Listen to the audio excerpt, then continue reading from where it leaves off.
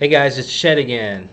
Today we're going to talk about a cool little automatic pistol, Spanish military pistol. It's an Astra Model 400. Came out in 1921. It was produced all the way till 1946 in different variations. This guy here, serial numbers are showing it that it's about 1925, real early model. So we're going to go ahead and take a quick look at the Astra 400. Pretty unique little handgun. So come down here and I'll just kind of tell you guys a little bit about it. First thing you notice, bizarre looking, tubular design, really long, really tubular.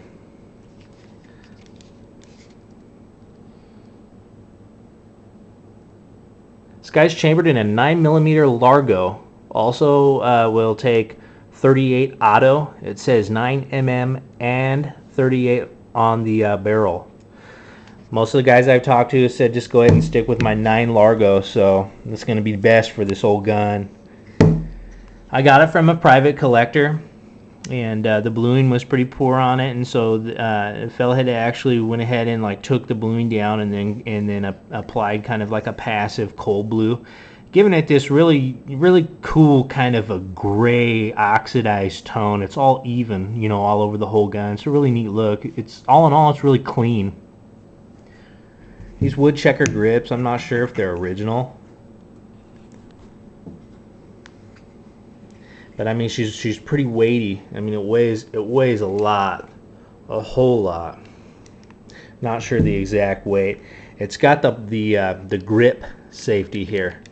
You can see that. I mean, you got to give it a real firm squeeze there, you know, hold that guy in so you can, you know, work that action. But one thing that I noticed, it's probably going to be, you know, I can't imagine under military circumstances. I mean, I would even rate this mag release as worse than the European style mag release, but it's got a huge spring-loaded deal here.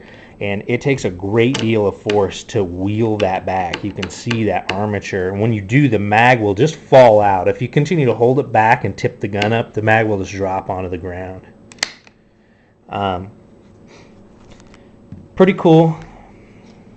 Model 1921, model 400. They call this one the Astra 400. And I know you guys probably won't be able to see, but it says Unceta y Compañía, and then Guernica, España, so somewhere in Spain. My Spanish isn't quite up, but Pistola de 9mm, and in parentheses 38. So I'll show you guys the takedown really quick on this guy and the put back together. It can be a little difficult, so you guys will have to bear with me, but it's pretty mean in this tube design here. We'll kick it out here, kick the camera out here, and we'll set it right here in front of the gun. And I'll sit back here and we'll see if we can do a good little show on it. So show you guys a little bit about what that takedown's about. So first of all, you're taking down one of these guys here. You're going to want to just go ahead and remove the mag. You know, make sure that you got nothing in it. You know, of course, there's not, pointed at the light. With this guy, you're going to want to pull the trigger. That way you can take it down. It's making it much easier. You got your end keeper here, and then there's a collet piece here where the bore is. This little cap that holds this whole assembly on is actually 2 pieces. Most guys have a tool, and I've had some success just kind of using my nail. You got to push it down and turn at the same time. And then when you do, you're going to want to just get ready for it to spring forth, because it will spring out of here. You'll notice the length of this spring. I mean, that is a mean old spring. It's the whole length of the gun, you know, literally. Classic blowback. Here's your 2-piece collet locker assembly. This collet that slips over the spring is keyed on both sides. You can do it at a 12 o'clock or 6 o'clock position. The locker is also matching this collet. When you put these together, you can see there, when you rotate it and press back, how it drops into place. And that's the principle of locking this to the end of this guy. So once you have it like that, you're going to want to just wheel the slide back a little ways, and you kind of got to do this visually through the bore. You'll see these etchings on the end of the barrel. They provide some grip for your fingers to grab onto. The barrel seems free now, and it's going to twist.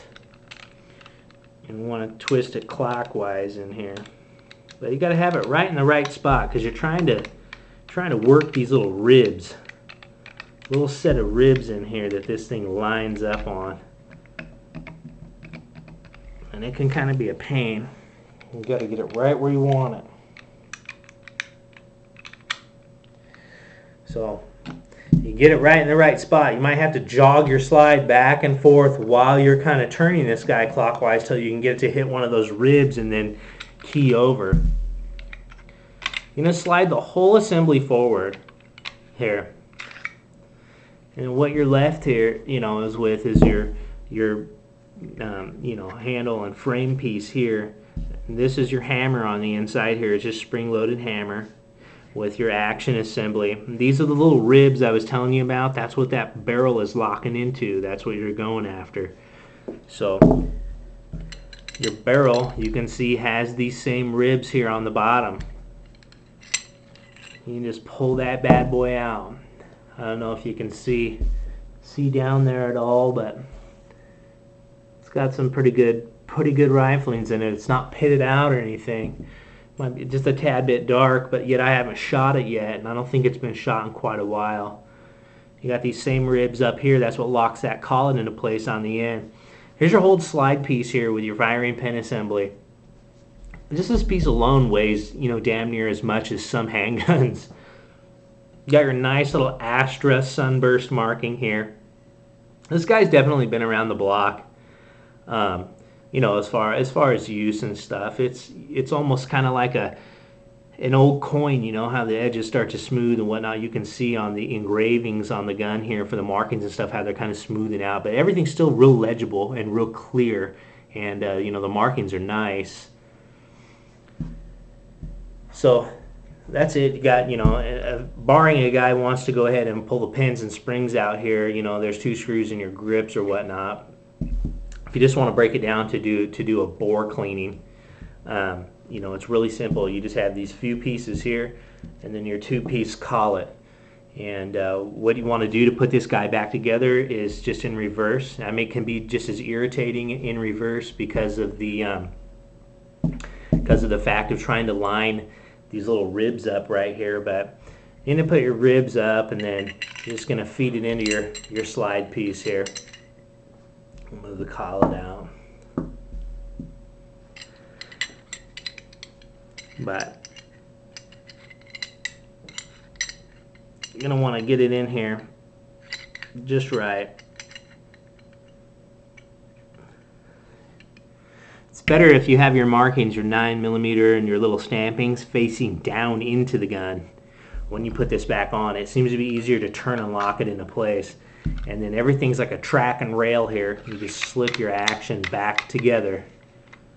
Get it in there.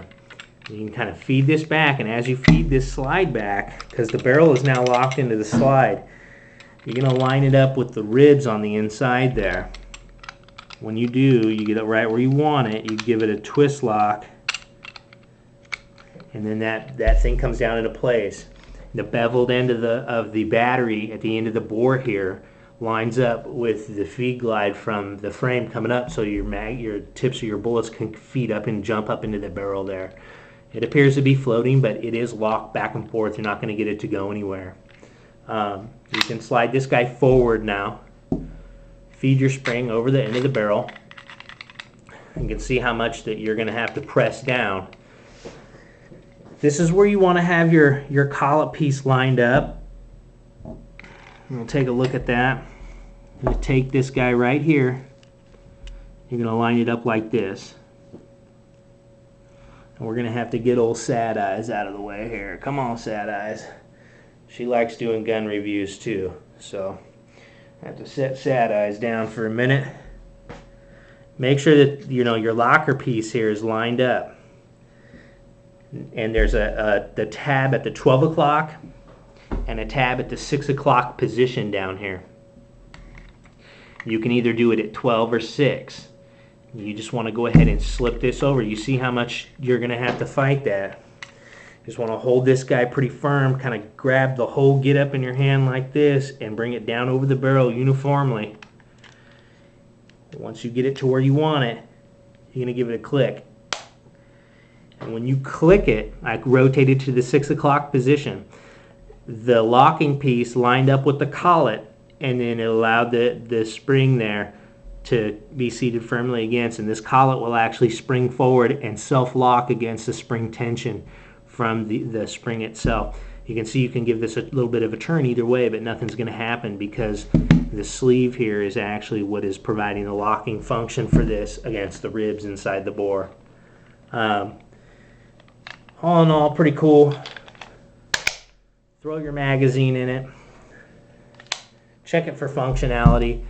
There is no slide release on this guy. There's just a manual safety here, and it's only going to work if the gun's already cocked. You can pull it. It's not going to do anything. In order for you to bring this guy back down, you have to pop that magazine out a little ways.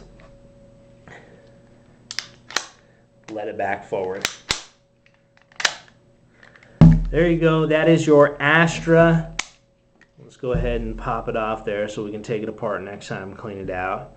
That's your Astra 400,